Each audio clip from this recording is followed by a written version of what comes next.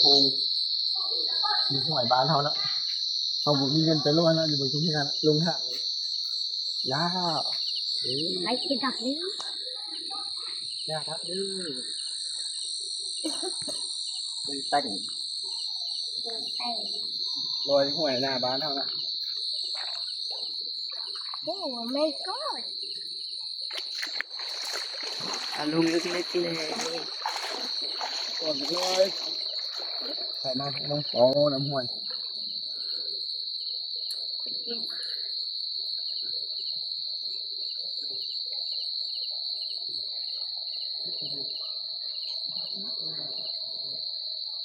ไปเอาไปเด้อถึงเครื่องไปโอ้โหมีใบละแสนน้ำน่ะสุกออกกลางนี่มันสิติดตะพังไปสุกโอเคว่าเขารักเงินมันเก็บด้วยมือถ่ายมั้ง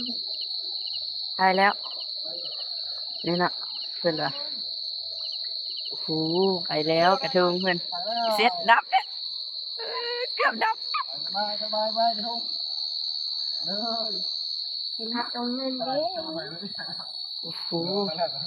ไปขุดไกลเลยครับไปแล้วยังไงโคกันหน้าตรงเงินเด้โอ้โห